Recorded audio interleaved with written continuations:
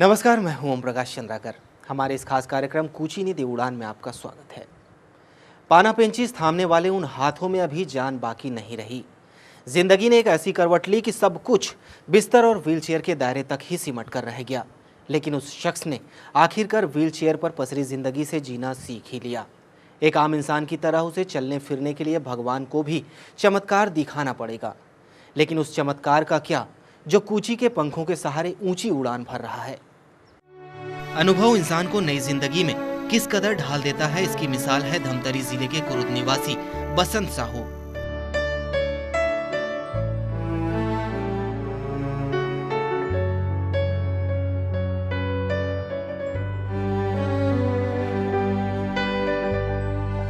कभी इनकी राह कुछ और थी, लेकिन आज मंजिल कुछ और है। ये सब वक्त का तकाजा है। जो इंसान कभी खुद के लिए जिया करता था, वो आज दूसरों के लिए जिंदा है।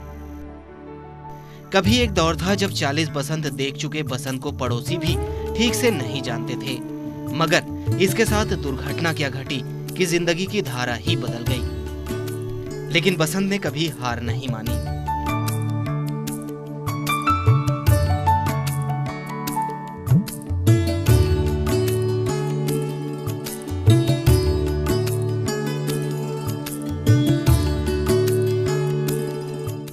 सन 1995 की वो काली सांझ, मोटर वाइंडिंग करके जिंदगी की गाड़ी खींचने वाले बसंत काम खत्म करके घर लौट रहा था। लेकिन एक ऐसी दुर्घटना घटी कि बसंत की जिंदगी के मायने ही बदल गए। डॉक्टर ने भी इनकी जिंदगी आग दी महज 24 घंटे की। घर वाले भी नीति के आगे बेबस हो गए, मगर ऊपर वाले को तो कुछ और ही मंजूर था। और जो लोग मेरे सामने थे, जो घटना घट चुकी थी, उसको देख के जो लोग उदास थे, रो रहे थे, अचानक उनके अंदर खुशी का भाव देखा। मैं हंसते हुए सबको पाया, अरे ये क्या हो गया। और उस समय मैं मर गया था, इसका भी आभास नहीं था। बिल्कुल अपने आप को देखते देखते एकाग्रता तो घट गई थी। मैं उस दुनिया में प्रवेश कर चुका था और बार बार यही चिल्ला रहा था कि मौत तो होती नहीं है, मृत्यु तो होता नहीं, शरीर छूटता है। और शरीर कैसे छूटता है इसका आप अनुभव कर लो, फिर आपका जो मृत्यु है, जो भय है, वो खत्म हो जाता है करके। मौत क्या है भला बसंत से बेहतर इसे कौन जान सकता है, जिसने मौत की दहलीज पर पांव रखा हो और इस दुनिया में वापस लौट आया हो सकता है कि किस्मत को शायद यही मंजूर था।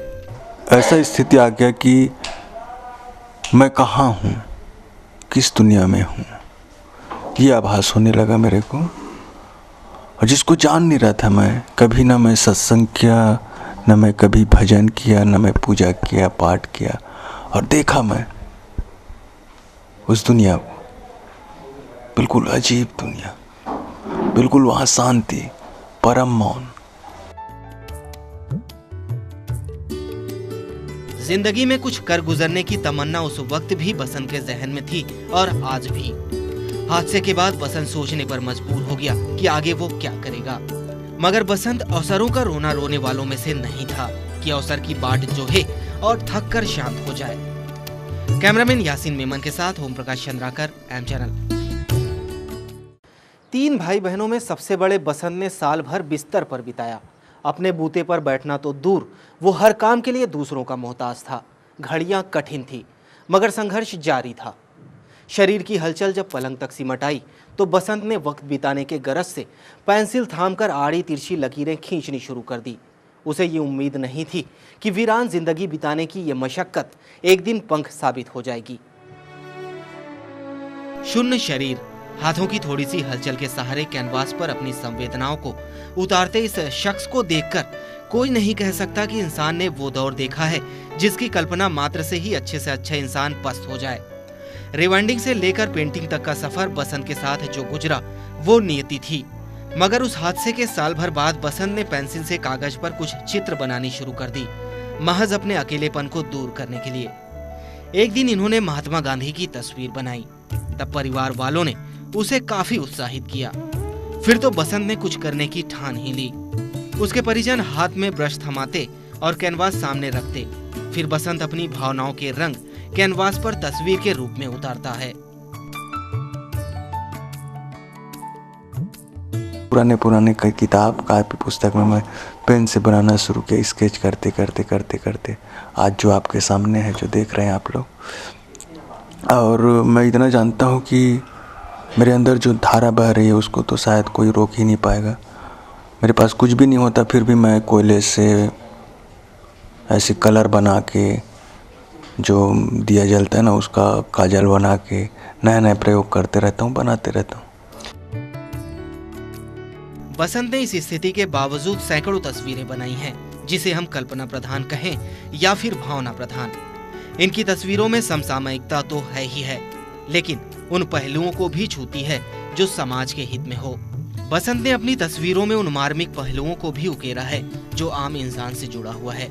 ऐसी विपरीत परिस्थितियों में एक आला दर्जे की तस्वीर बनाने वाले इस साधक की चित्रकला महज 5 से 6 बरस पुरानी है, मगर इतने कम समय में इसने जो किया वो इनकी सबसे बड़ी उपलब्धि है।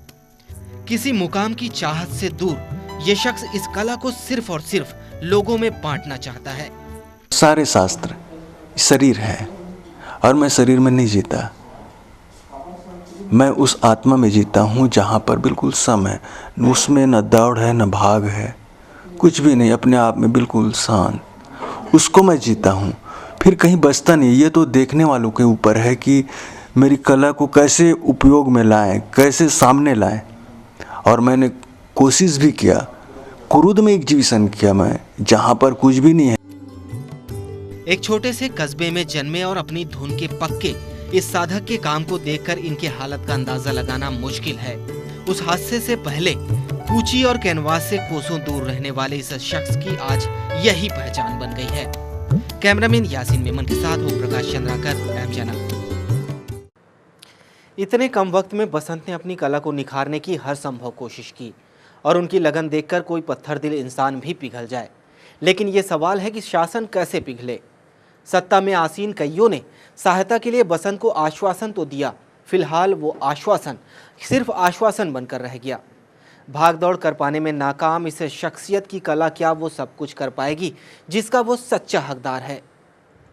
अपने पुत्र की उपलब्धियों पर श्याम साहू अपने आप को एक खुशनसीब पिता मानता है, क्योंकि इनके पुत्र ने हार कर भी सब कुछ जीत लिया है।